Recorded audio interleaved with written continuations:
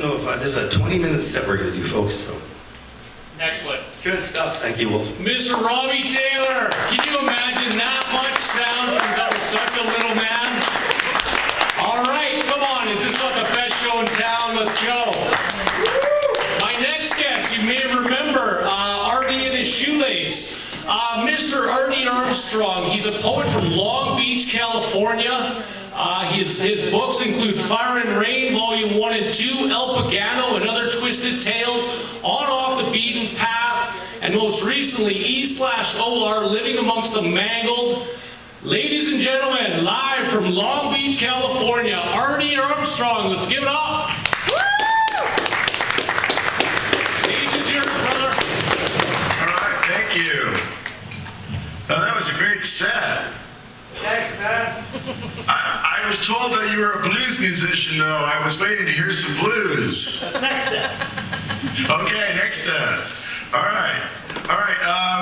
Well, let's just get into it, I guess. Time's wasting. This is what you might call a more sappy poem than I'm known for. But what the hell? It's a Spanish word, corazón. It means heart. It's kind of a love poem. The walking stick leaning in the corner knows it, and so do I. The wanderlust beckons. Soon enough, your silhouette in the doorway, slipping my embrace. The long shadow, the creaking of the gate, the final wave from the crest of the hill. The wind that whistles through the treetops will bring nothing but the memory of your sighs. Though I search the sky for a message, I will find only clouds, feathers and dust, pale light, and a hint of winter, but no trace of you. Now it begins, this season of long shadows and the silence of stone. You can clap.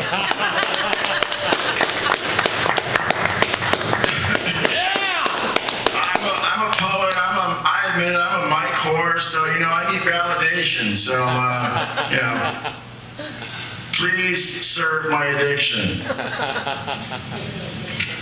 Here's a little poem for all you Bukowski freaks. I don't know if it's a sign of maturity or not, but lately I'd rather jerk off than read Bukowski. Yes, the aforementioned string theory. Now, I gotta preface this with a little bit. For some of the people that weren't, are all the people in the audience, the people that were here or before for the other show? No, different. Okay, some new people. So we'll give them the background. Okay, string theory. String theory came about when I discovered that if I took a bootlace and tied it around my dick real tight, I could get an erection. Now, I know that you all are probably young, and the only time you ever experience limp dick is when you've had too much whiskey to drink. But when you get older, things happen, and the message doesn't always get downstairs like it should, So sometimes you need a little assistance, and since this is kind of like the poor man's Viagra, I do recommend, however, that you take your boot off before you attempt to beat off. But if you're adventurous, you can leave that boot on. Try listening to some really good toe tapping music, like Robbie, for example. All right. String theory. A few days ago, I made a monumental discovery. I found that if I tied a string around my dick, I could get an erection. At first I used a rubber band, which turned out to be overkill. Since it got so tight, I thought it would sever my dick. It gave me an incredible hard-on, but the fear of damaging it took away from the pleasure of the moment. It's been over 2 years since I could get it up at all. Now I wonder if I'll ever find someone to test it out on, as there are some kinks that must be worked out. Feel studies, I wonder what else could be fixed by strangling. What about the Congress or government? I wonder if the Senate could be stimulated into action by some well-placed slip knots. Perhaps instead of a prayer before the Senate gets down, they could attend an auto asphyxia session on the Senate floor, where many a circle jerk has already happened in the name of the American people. Thank you.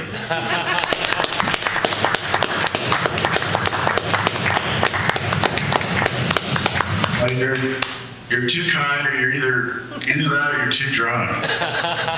It's too early for you to be drunk, so I'm going to go for kindness. All right, here's a slightly more serious poem. I hate to spring this on you, but you know, I know that I was told to try and keep it lighthearted, and you know, and after listening to Wolfgang's idea of what lighthearted is, I'm almost afraid to read this poem now, but I'm going to read it anyway. It's called Eyes Like Mingus. Mingus being the jazz bass player of some renown in the 50s and 60s. And he died from a disease called ALS, which is also known as Lou Gehrig's disease. And a friend of mine had contracted it, and I was really moved by his situation, and I wrote this poem.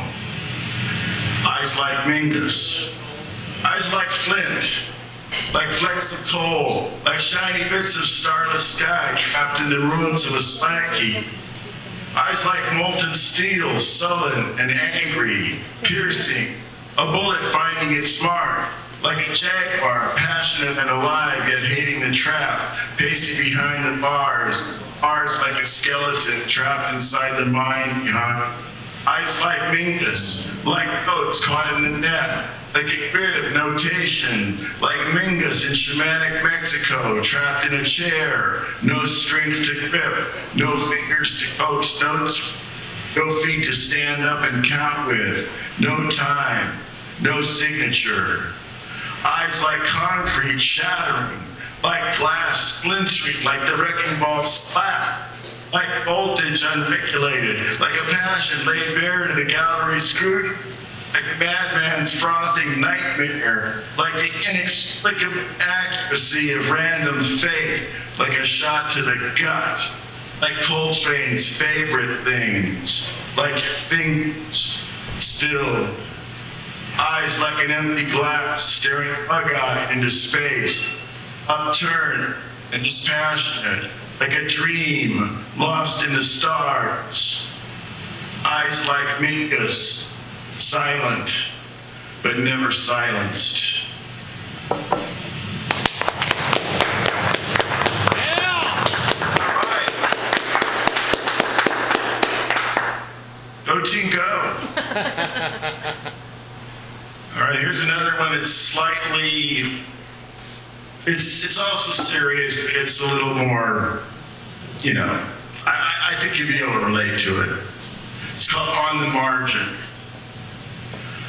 A loose mirror on the passenger side, a leaky seal, kingpins that need replacing, a failing wheel cylinder, a broken camera lens, bad tubes, dull blades, unpaid debts, broken dreams, no hot water in the bathroom, stains on the sheets, dirty smudges on the walls, a weed-choked garden, a hair-choked drain, a few steps from insanity, a few more steps from a cardboard box under a bridge, one step from an early grave, a strange hand in your pocket, a finger on the trigger, a pain in the ass, blood in the toilet, a bald tire, a wet, oily curve, the wrong time to turn over a new leaf, a broken rubber, a broken heart, an insensitive remark, a caution thrown to the wind, boredom, four walls closing in fast. It's not the big issues that take you out. It's the little moments that ambush you. A broken pencil, or your computer crashing with all your poetry erased. Yeah!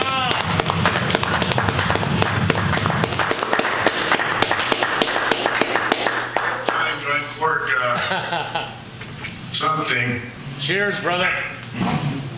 Yeah, here's looking at you, Wolf, and all your buddies.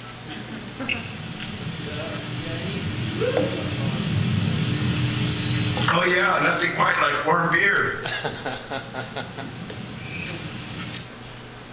Man, it's been a long time since I had a bottle of beer, so you know, what can I say? Here's a poem for all you young people out there.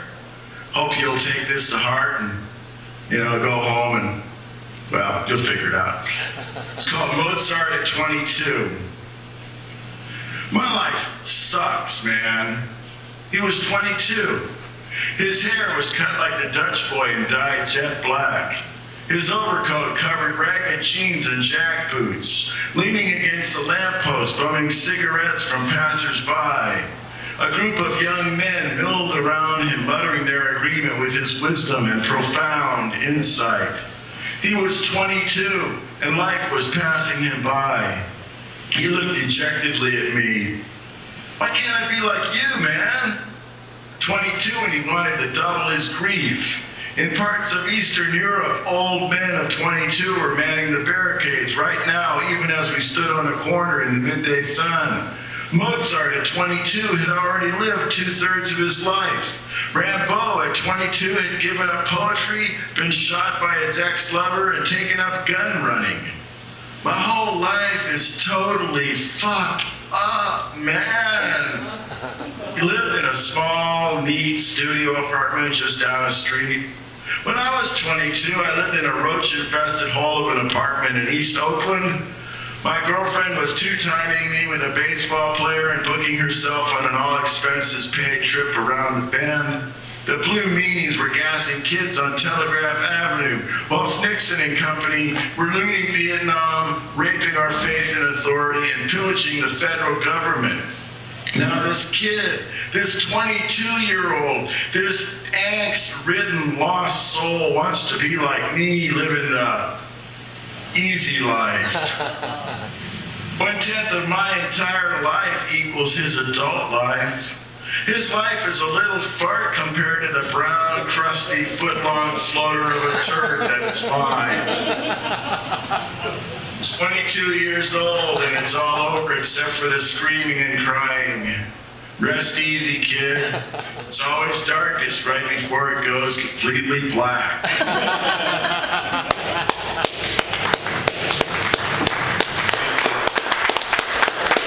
Yeah, for some reason that one generally clears out all the young poets. Why? But, I guess they take it personally.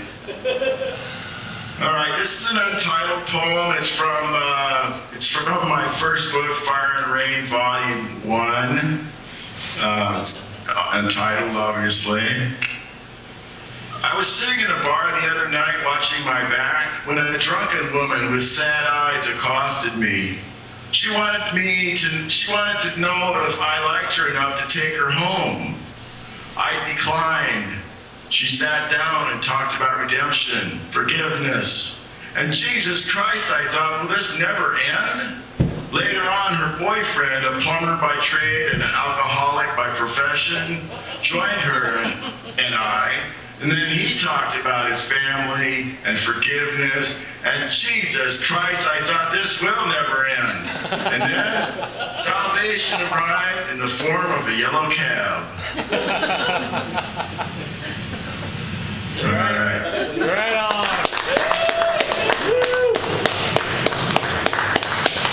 Well, I hope these poems are finding some Inspiration. connection for you folks. Since I can't see you, I was hoping I would be able to see the audience, but oh well, such is life. And I thought Speaking of life, Big Lebowski, that's what I thought you were referencing. there you go. Dude, bye-bye. Why can't he see the audience? Yeah, he should. Why can't I see the audience? That's right. The fuck? Here it comes. Comes the audience. Oh, I'm getting seasick. Yeah, we're here. Well, that's standing. I don't really can't see the audience at all anyway, so. Okay. It's pretty dark. They're there. Are they? Wave. Can you see them now? Very faintly. Oh, okay. You see arms flailing in the air? It's like, yeah, exactly. I can see arms flailing in the air. It's kind of like some kind of weird Peter Sellers. All right. Well, anyway, let me go back to reading. Here's a poem that I read for Wolf earlier. It's called Crap. No, I like this one. The smoothing out of wrinkles might make a bed or your face look better, but it doesn't make a better mousetrap artistically. Nowadays, any fool with a paintbrush is called genius. Any clod, a piece of paper, becomes poet. And any bozo with an amplifier is a god. Of course, this doesn't apply to Robbie, of course. Affirmative action might be good for business, but leveling the playing field, but organizing the players into teams sanitizes the mystery and wonder of this blood sport we call life. The foundation of genius is built on crap, mountains of it, stables full, crap being cranked out by every asshole with a dream. We squat and squeeze, and out it comes. Behold! Art! It's controversial. It stinks. It draws flies. It's what's left over after you extract the life, the essence of life, and a lasting monument to our time spent here on this tiny rock swirling into oblivion.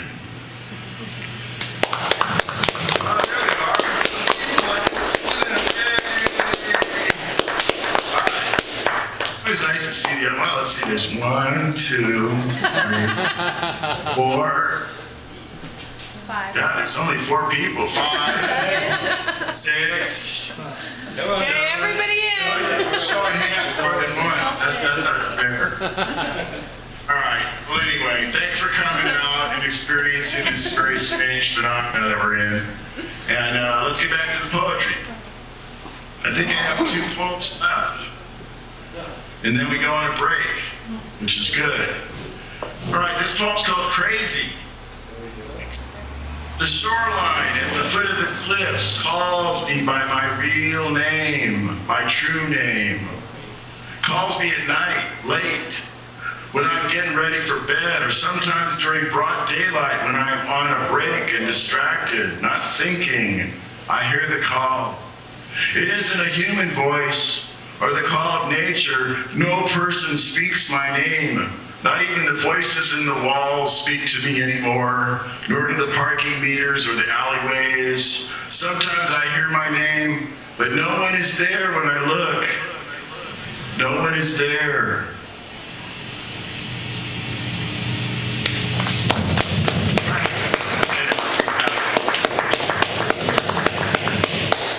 Wolf, we got time for one more? Yeah, do it, brother. Okay, here we go. A little backstory on this one. This is the only poem I ever wrote for somebody that they actually got excited about and wanted to thank me by signing a book and giving it to me. That someone was named Charles Bukowski, coincidence. It's my only claim to fame as a lifelong fan of Bukowski's, unlike some other people I know who are all about riding their, oh yeah, we wrote letters back in the day, blah, blah, blah, blah, blah. Well, who gives a shit? The old dog. When the day comes, when the final bell ends his last round, when the needle scratches the last groove and the last exacta is run, then they can have him. When the last cunt-induced sleepless night is over, when the last drop of wine is drained, when the last hangover fades, and it won't matter where he's gone. But until that time, let him raise a palsied paw to the sky and howl at the moon for all he's worth. So what if the swaggering blowhard has placed by a staggering old pup? Leave him alone, and he'll still amaze us with that one last perfect gem.